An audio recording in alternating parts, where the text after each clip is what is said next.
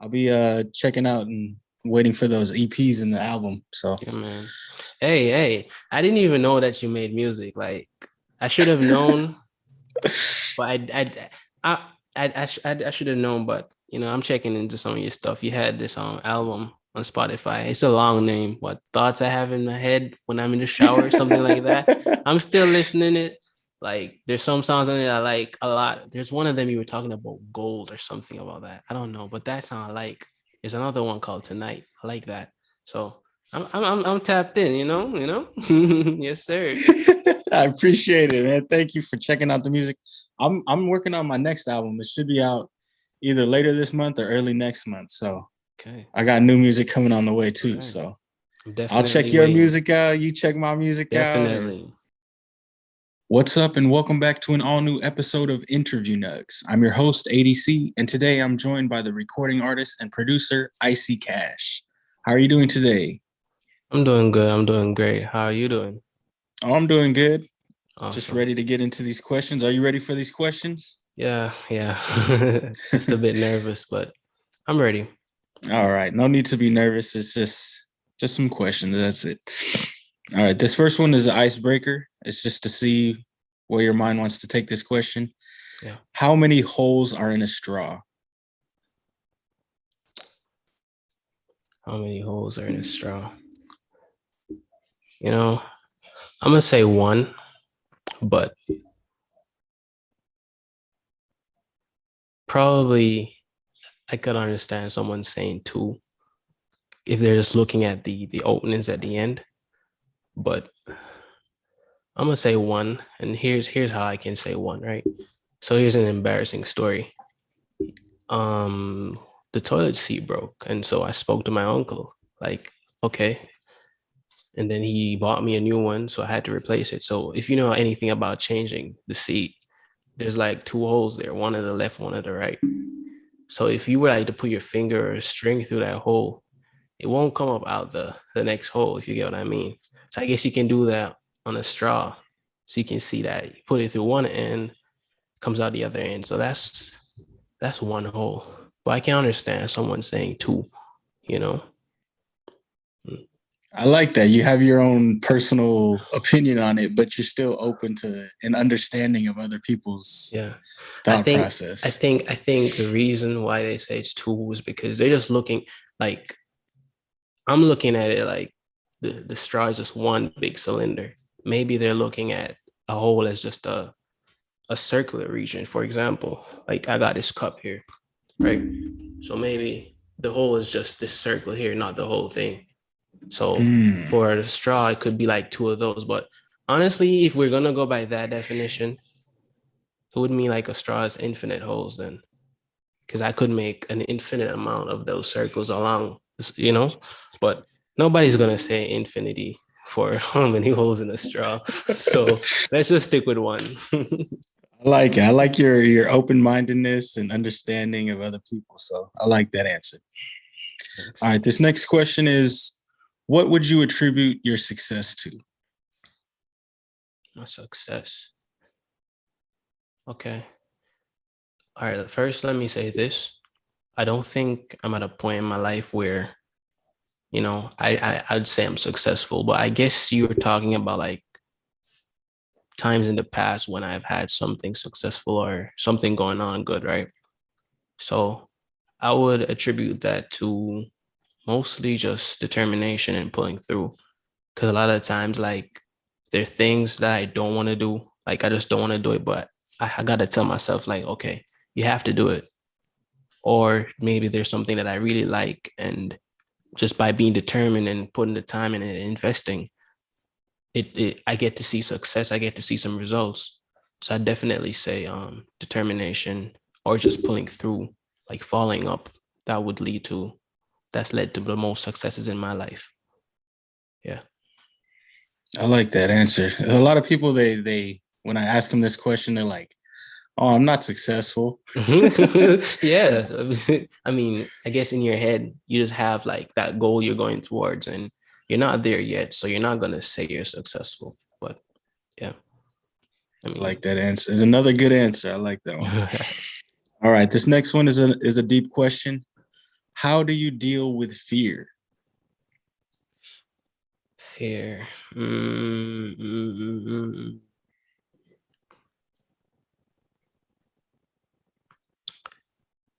I think I got an answer, but I hope it doesn't come off as a bit too cliche. I guess the best way to deal with fear is really just to tackle it head on. Like, I know that's easier said than done because when you're in the situation, you got to have like that mental fortitude to actually be able to handle it and just not like break down. But you just got to tackle it head on. Again, it comes back to the same thing we were just talking about, determination. You got to know what you want. And sometimes the aftermath, or like after being scared, you realize it wasn't so bad. Like it wasn't as bad as you thought it was. And it's like in the past, so it's a distant memory. Sometimes you might regret, but in either case, there's something to learn. There's always a lesson. And also, again, you just got to tackle it head on because fear comes with paralysis. Like, it stops you. But one of the key things in life is just to keep moving. So you can see like fear and that key thing of life, they're opposites, they're fighting each other. So just push through, be determined, and try not to be wavered. I'd say tackle it head on. You made me think of something when you said it's easier said than done. But Yeah. sometimes after you do it, you find out like it was a lot easier than what I Yeah. made it to think. Like for example, right? So out here in Jamaica, we have this. It's not really a saying, but sometimes we might joke about it when somebody's scared of falling to the ground. We'd say, "You're not gonna fall to the ground," which basically means you're not gonna go any further than the ground. So it's something to think about. Sometimes don't worry so much. What's the worst that could happen? You get down, okay, you get yourself up and brush off the dirt and just keep moving. So that's something to think about. I like that. I like that. We got Yeah. a Jamaican saying going on. That's Yes. nice. Yes, sir. All right. This next question is, what moment or moments that you can share had the greatest impact on your life, and what lesson can we learn from that? Hmm. Greatest impact. I don't know about greatest impact. Maybe what I'm about to say hasn't been the greatest, but I definitely learned something from this, right?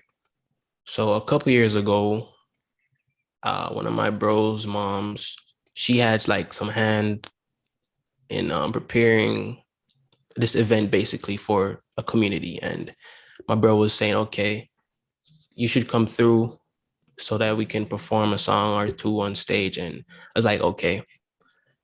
Honestly, I remember rehearsing on that day, but I wasn't fully prepared when I went on stage. I had my bros, they were backing me up with like ad libs and just trying to help me bring the energy, but I wasn't fully prepared. But I did my best. And here's what I learned from that moment, right? So sometimes you gotta get up out your comfort zone. Cause I think it wasn't the first time I was on stage, but maybe for that crowd of people. So sometimes you gotta get out your comfort zone and take risks, I guess, be vulnerable, even though I hate that. But you have to get up out your comfort zone. And sometimes it's okay to not be fully prepared. Sometimes a little bit of improvisation is good. And I mean, I'm not saying that you shouldn't be prepared at all. There's a saying that if you fail to prepare, then prepare to fail. But I'm saying just make sure that you give it your best and be open to improvisation as well. It's cool to improvise sometimes. I like that answer. I was doing another interview and we came to the conclusion that sometimes you can't learn a lesson until you actually do something and find out Yeah. that there was a lesson in there. So you can prepare all you want, but there's Right. always like unknown things that you'll run into. So I like Definitely. that. Just jump into it and get it. Improvise along the way. So Yeah. that's a good one. That's a good one. All right, this next one, a lighthearted one. What is your earliest memory? Earliest memory. Okay. Let me say this. I don't have one distinct memory that I can say, okay, that's the oldest one or the earliest one, but it's more of a set of them. So I know in America you call it kindergarten. Over here we call it basic school. Basically, you're from what 12 or 2 years old to like 6. You just learn the basic stuff.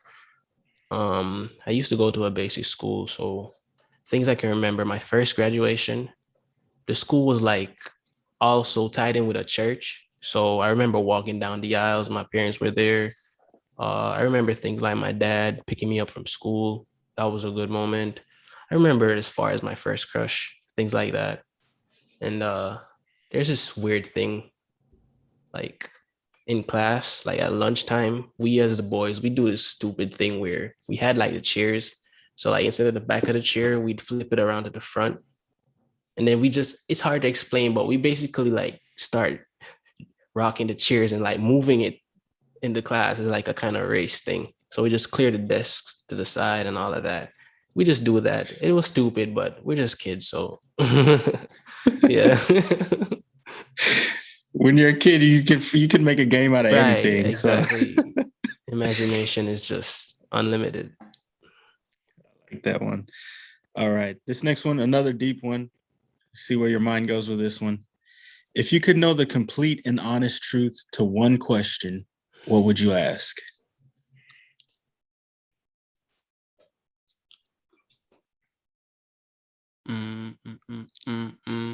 I can't think of one. One question. So that question would be, is there a God or isn't one? However you want to say it, right? So my mom and my dad, they're Christians, but personally, my view in religion and God has changed drastically over the years, right? And I know like I'm not gonna put all religious people in this one circle, but you know, a lot of them do say that their God is the real God. And I'm like, how do you know that? You know, I'm kind of trying to move away from this false dichotomy of it's like one thing or the other. Like you don't know. What if there's like two gods? What if there's three? What if like the universe is like an album, different gods like collaborating on one big project? Like maybe, I don't know, like one god is like, okay, let me do the melody. They start adding a bunch of gas and other stuff that other people can use. Like another god is like, okay, let me get some movement, let me add some hi-hats, the planets start moving. Another one is like, okay, I need some low end. So he starts making these big objects. Because if you know about space, scientists will tell you like some of these objects are so huge we can't even fathom, you know? What if like the universe is like a couple of gods going to like God school and this is like their final project? I know it sounds ridiculous, but the same way, you know, I can't really say to a religious person like what you're saying. You have no proof. Like you can't really disprove what I'm saying.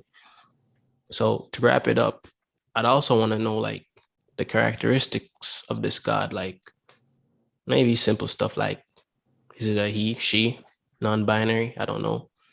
But I'd mostly want to know their moral standing, like morally good. Personally, I think that a morally neutral God is the makes the most sense to me. You know, it's not bad, not good. That makes the most sense to me. But you know, it is what it is. I feel like we're very similar in this aspect because Yeah. my parents are very heavily Christian and like I grew up Christian and all of that. But now I'm sort of viewing like faith as an unreliable source to Yeah. determine things if they're true or not. Right. Because a lot of people can like one person can use faith and know that uh, Jesus is real, and then Right. another person can use faith to know that Allah is real. Right. Right. And here's the thing. So You can't go to any of those persons and say, hey, you're wrong, because yeah, it's gonna be taken like a personal attack. Like I didn't live your life. So I don't know your experience. So me telling you that your God isn't real is like it's it's insensitive in a sense. So I totally understand that. Feel like we're coming from the same place right there. So, Definitely. all right, let's get out of these deep questions. Let's do a lighthearted one. All right, if you had to be an animal, which animal would you choose? That's easy.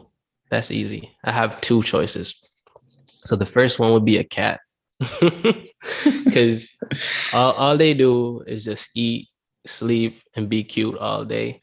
So that they be living the life. So I definitely want to be that. I'd want to be like just a regular cat, honestly, but one with a weird color scheme, right? In my country, sometimes you see the black cat, you see a white one, or mixed with orange, or but I've only ever seen like a fully gray cat like one or two times. Like it's just straight gray, no other colors mixed in. But I don't know. I don't want something unique. Plus, I'd also want to see if cats really have nine lives.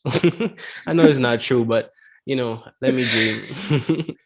And my second option would be a mongoose. You know what a mongoose is? Oh yeah. Yeah, so here's why, right? So the story goes like for us in the Caribbean, mongooses were imported from India to deal with the snakes and rats in the cane fields and stuff. So why does that matter? Well, truth is I kind of hate snakes and I'm scared of them. So since mongooses now they be clapping these snakes, the enemy of my enemy is my friend. So I am in full support of any anti-snake animal. So that's why I like mongoose. Yeah. I like that. I'll be on YouTube and I'll watch a mongoose video and they're just Yeah, yeah. handling Vicious. these snakes just Yeah. like no fear in them. So I like that answer. Yeah. All right. This next question is who or what are your influences? Okay. So okay, I think I'm gonna split this in two parts, right?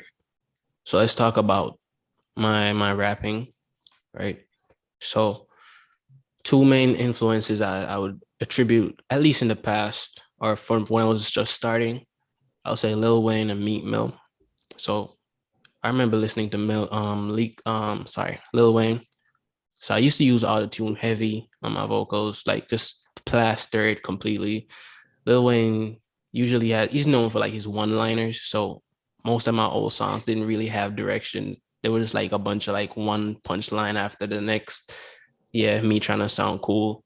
Um, Meat Mill influenced me in a sense where, he kind of had this tendency to be a bit shouty on his raps, a bit loud. So since I was like a soft-spoken kid, um, most times I'll be talking, people like, I can't hear you. So I decided like, you're not gonna hear me talk. You're not hearing me talk, so you're gonna hear me rap. So I had a tendency of like shouting on my raps, like being really close to the mic, mixing my vocals very loudly, right? So that's how it kind of influenced me.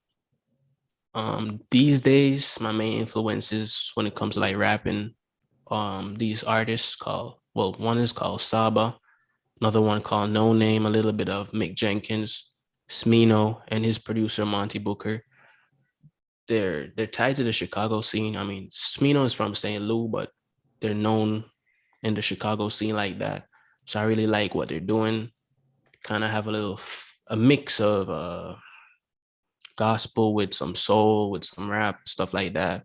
Smino has a little bit of R&B in him as well. And, definitely for the artist side, for like producer side, probably again, Monty Booker is what I've been listening to a lot these days. Extremely crazy, very fresh and unique sound. I also like Kanye a lot.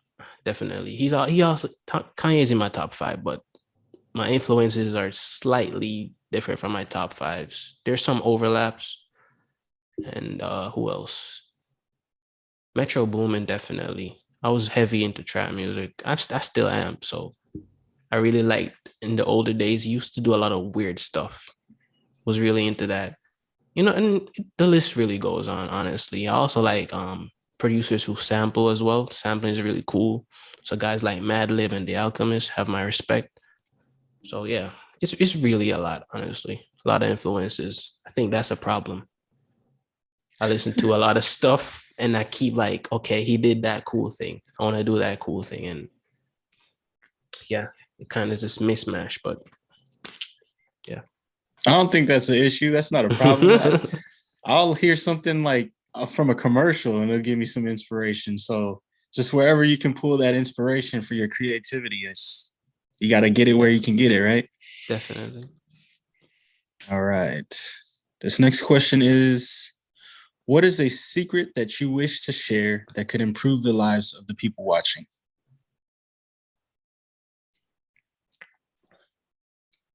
If I can think about one thing, it would be consistency, right? So it's cool that you're doing what you're doing, but you got to keep doing it. You got to be consistent. That's how you get better. When I was in high school, when there was this guy, he would always say, hard work beats talent. He'd always say that. So I know that I don't. Some people might not believe in talent. That's fine. But the point is, like, if even if you have like a certain, you know, preference for something or just generally good at something, the guy who consistently works and gets better at it is gonna beat you. So being consistent is like key, I would say. That's a life hack, really. I like that. That's something that I use in my own life. Yeah. Like when I was younger, I would just make music when the time like hit me or when the creativity hit me. But nowadays I'm just consistently working on something Right. every day because you never know like what's gonna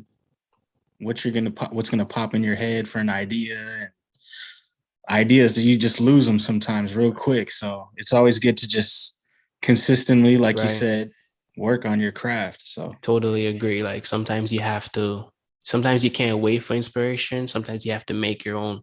So yeah. I feel like we're like on the same page for a lot of things right now. Definitely. Yeah. Definitely. All right. This next question is, when you're feeling sad, what is something you do to make yourself feel happy or at the least not feel sad anymore? Okay, this one is a bit hard because one of the things that I do, I tend to keep things to myself. Like I really don't talk to people about certain things. And if I have like certain issues, I just keep them to myself, fix them by myself, so on. So I can't really give much insight into this question, but one thing I can say that I'll do and it won't make me as sad anymore is just to do something that I like now or do things that I like. And it's kind of a struggle because if you're sad, you'll be less likely to do the things that you like. But by doing the things that you like, you can kind of at least push that sadness away from your mind. So I mean, for me, I like doing music, so music could be an outlet. If I'm feeling sad, maybe make a sad beat, try writing a sad song or something. I like to watch anime, so if I'm feeling sad, maybe I just turn on an episode. It depends, just do something you like. It might be something active, like exercising or something passive, just like sitting back and, chilling, watching something. So yeah, do something that you like that will just kind of flush the sadness away. Well, very common answer, just like to do something to get your mind off of it. Yeah. All right. This next question is, what is your go-to meal? Go-to meal. I'm not really picky. Like, I don't really have one, honestly. I like mac and cheese, but it's not something I'm just gonna always go to, I guess. I used to have this thing where when I just moved to the city, before the pandemic, every Friday I treat myself to a burger. So I really like burgers. So maybe that could be my go-to meal. I don't know. Could be. I'm gonna settle with that. All right. No wrong answer for that one. All right, let's do another lighthearted one. Where is your favorite place? Favorite place. So I'm gonna have to just go with my dad's house. I'm gonna have to go with that because I mean I spent a lot of my life there, obviously growing up, but even though my room is nothing special, I kind of have a special attachment to that place, you know. It's just good being there. Sometimes I spent some time there in the summer, so it's just my zone really, and I just like being there, especially making music there. So definitely that. Yeah, I think that's my favorite place because again, I don't really go out that much either. Kind of an introvert, so I I don't really put myself in too much social situations. So my room and my dad's house, yeah, that's my favorite place. Once again, man, I feel like we're on the same page, man. I don't go out to no clubs. I don't go to parties or anything like that. I'm just like in my room and I'm working on something and it's like, yeah, it's my Yeah, zone. Like you said, like I feel comfortable there. So, definitely. all right, this next question, another deep question. What is a change you wish to see in the world?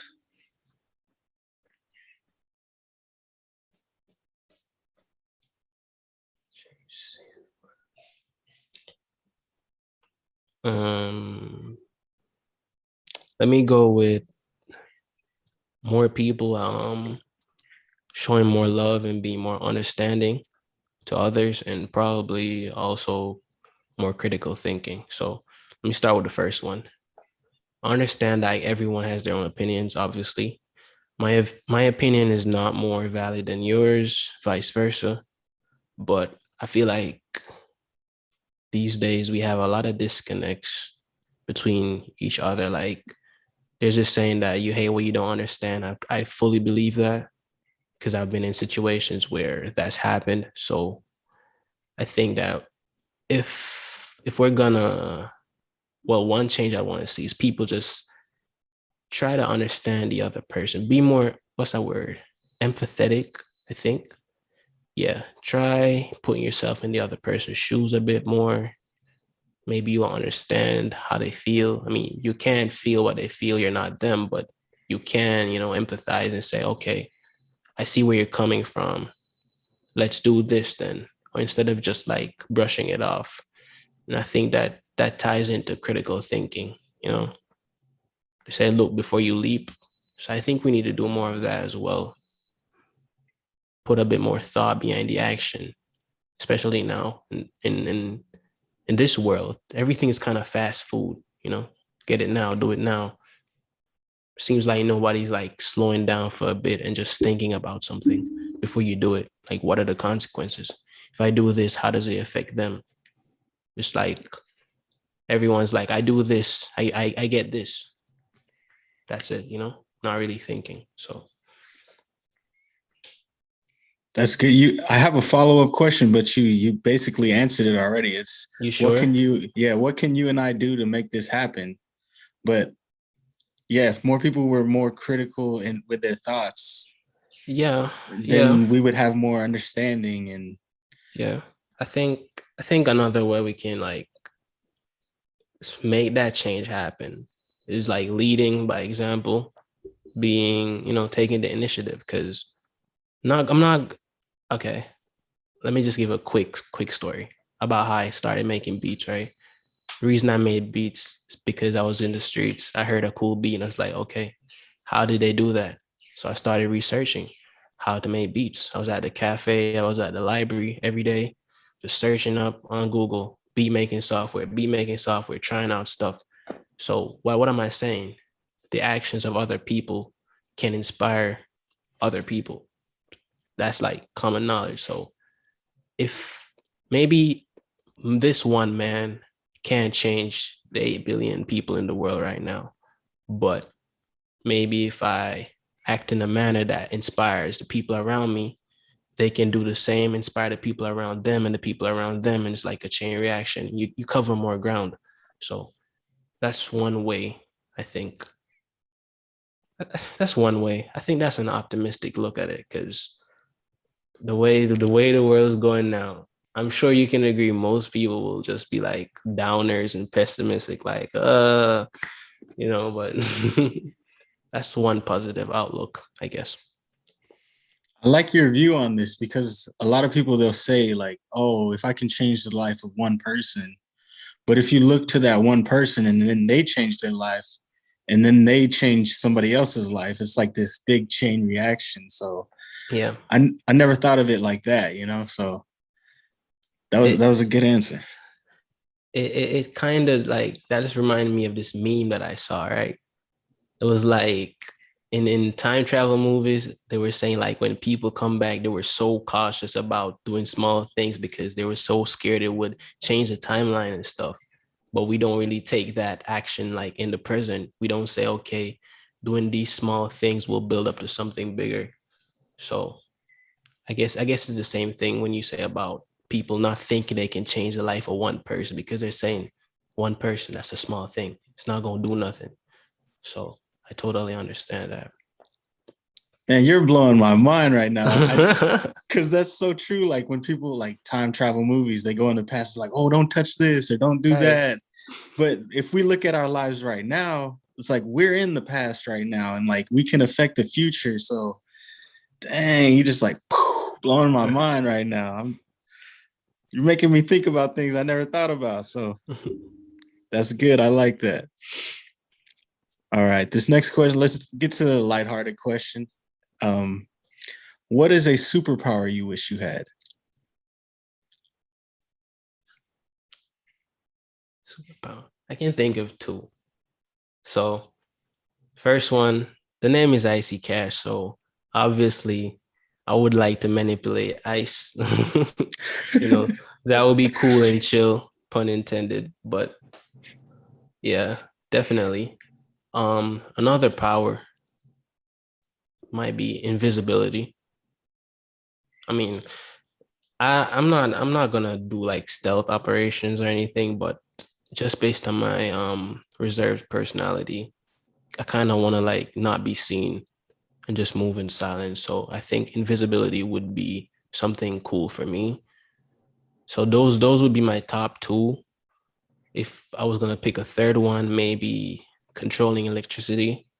I mean, if you want to like get crazy, because in this digital age, a lot of things is electronic. So having a superpower like that could be overpowered. But for me, it's ice powers, ice beams, whatever, and invisibility. All right, you gave me the top three answers. I like that. All right, this next question is, how do you deal with anger?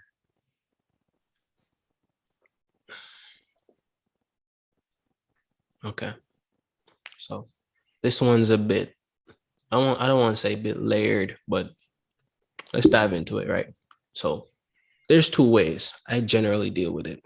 So if it's a case where I'm by myself, like say somebody did something and it really upset me, and I'm just by myself, I'm not in their presence or I'm not texting them, I kind of just lash out, to be honest. I'm like, why did he do that? I just kind of get angry. Sometimes it's not cool to let it build up inside of you because being angry, is kind of a negative emotion. So you kind of want to keep those to a low as much as possible. So in those cases, I think like just lashing out sometimes, like okay, you got that anger out of you. That's it. If I'm dealing with somebody, like I'm in their presence or I'm texting them or some way communicating with them, the best move I tend to take is just to cool off. Because I've been in situations in the past where I said something that I shouldn't have said, then I'm the one apologizing. And a lot of the times in the past as well, I'm always the one apologizing for things. So I started, I don't know, that makes it looks as if I'm always doing the wrong thing, but sometimes it just might be me being the bigger person and just stepping up first. But I kind of got sick and tired of doing that. So here's an extreme action that I tend to take these days or for the last couple of years.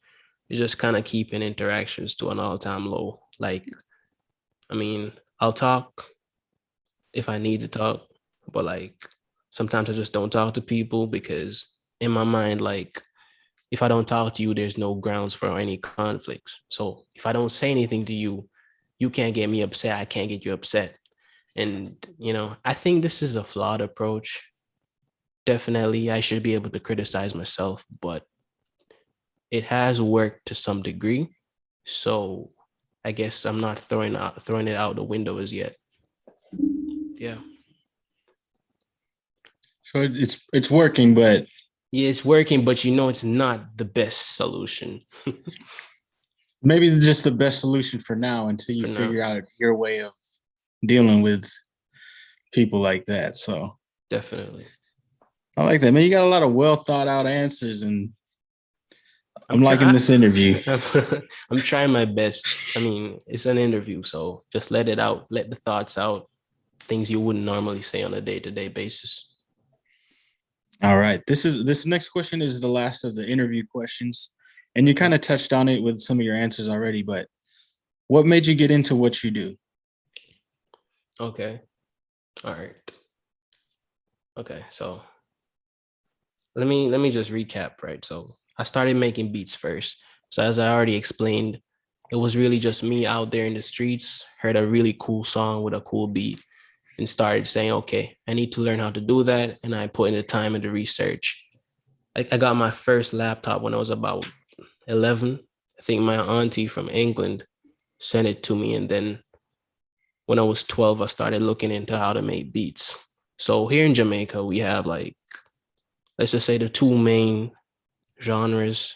It's like dancehall and modern reggae. So I was saying, okay, I was gonna do dancehall when I was about the age of 12. So I did start off making a couple of dancehall songs, but then I went to high school and then I met one of my bros and he came with this song. It was called Automatic Rapper. And he was just taught like the song is trash, but back then I thought it was the greatest thing I ever heard. So when he's talking about trapper, rapper, slapper, and all these words that rhyme, I'm like, okay, I see what you're doing. I remember there was this tree at school, this mango tree, I think. Well, it's actually a hybrid. It's a mango tree, and they grafted I think tamarind in it, so it's a double tree in a sense. So we'd go there at lunchtime, and I brought my laptop, I think, built a beat for him, and we recorded the song. And then the final product was so good to me at the time. The song is trash, but at the time I was like, man, proud of myself for making the beat, proud of myself for lining it up, like mixing it poorly, but and proud of him for just like going off, talking all of these. You don't even want to hear the lyrics, man. Just random as hell. But I heard it and I was like, okay, I want to do this now. And that's when I made a transition to rap. And I started listening to rap. And that's kind of how it happened. That's how I really got into it. I mean, maybe there were some precursors in my life that was telling that I might take up music sometime, because my dad, he used to have a, a keyboard, and sometimes he'd play a little bit stuff on it. I don't think he was the greatest player in the world, but what he played sounded pretty good. So I'd always be interested in that. He also had a guitar, which is broken now. I guess he didn't fix it, but he used to play songs on that sometimes.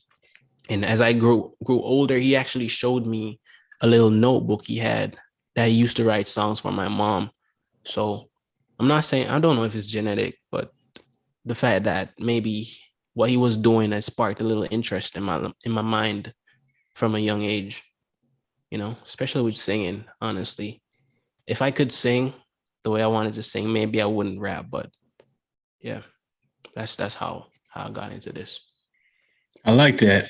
You touched on the hearing the music in the street and then making the beats, but I like how you went into like the rapping side and Yeah. then even went even farther back into like your dad playing the keyboard and the guitar and stuff. So I like that. We always have these like little things that when we're young, like they seem so amazing and Yeah. they influence us so hard. So I like that. I like we got to dig into Icy Cash's history there. So Yes, sir. all right, so that's like I said, that's the last of the interview questions. These next two questions are just promotion for yourself and a little bit for the show. Okay. What do you have coming up? Is there anything that you want to plug or promote? Yeah, yeah. So on the low, I'm kind of working on this EP. It's 5 tracks. Uh, the name, I don't really have a name right now. The working name is "Please Don't Overthink This" because I'm trying to not overthink the art. It's a big flaw that I have. There's too much perfectionism stuff, and it gets in the way. Like sometimes I just want to make something, and I'm like, okay, this is trash before I even started, and it's like you just killed the vibe, and I'm like, okay. So the name of the EP that I'm working with is kind of like a reminder to say, look, man, don't overthink it. Just let it flow. Um, Definitely. Since the start of this year, I've kind of been trying to slip into a new kind of lane ish with terms of sound. I kind of want to move away from trap. Nothing's wrong with trap, but I just want to use less trap beats, I guess. It might take a while, but yeah. That's that. The EP. Don't know when it's dropping. Maybe next month, maybe before the year's out. I'm hoping I can put it out before the year ends. Also, I haven't really started working on the album, but I have conceptualized what I want it to sound like. So from the start of the year, I've been trying to working on a new sound, and hopefully next year I can put that out. I have a title in my head, Fluorescence, but yeah, I think that's I think that's it. Yeah. Cool, cool. And then this next question is kind of tied into how I got you on the show. I did an interview with Kanch, and I know Yeah. you're familiar with her and her music. Yeah, And definitely. she recommended that I get you on the show. So that's how I contacted you and got you on this show. But is there anybody that you would like to see on Interview Next? Okay. I mean, there could be a lot of people because one of it's not a problem, but one of my problems is that I continually keep showing love to a lot of artists. Like I might hear their music and say that's great stuff, and I just leave. But then they come and check out my stuff and like, okay, you're dope. And I notice that a lot of people start following me on Instagram or musicians or they make some type of music. So there's a lot to choose from. But I'm just going to go with this artist. Her name is Camille Loren. So she's gonna be on the EP. She's pretty talented. She plays drums, guitar. She can sing. She's also part of a rock band. So it would be cool seeing her on the show. On the show, sorry. Yeah, definitely. I mean, I got homies here in Jamaica who rap as well, but I don't know if they'd be down. One of my bros is named Caucasian. He's pretty cool dude. Maybe he could be in the show, you know. So let's go with Camille Loren for now. Okay, cool. And any of your friends that they end up seeing this interview and they come up to you and they say, "How come you didn't just show them my page?" And then just let them know, like, just shoot me a Definitely. message and we'll work something out. So, Definitely. well, I really enjoyed this interview. Like I said, Yeah. you made me think about things that I never thought would even think about, and like I like it when the interviews go that route, and it's eye opening for me. And like I said, I enjoyed it. So everybody out there, go follow Icy Kash. Go be on the lookout for the EP. Please don't overthink things or overthink this. Yeah. And the album coming out too, Fluorescence. Go check that Yeah. out when Yeah. it drops. And yeah, thanks everybody, and we'll catch you next time. Peace.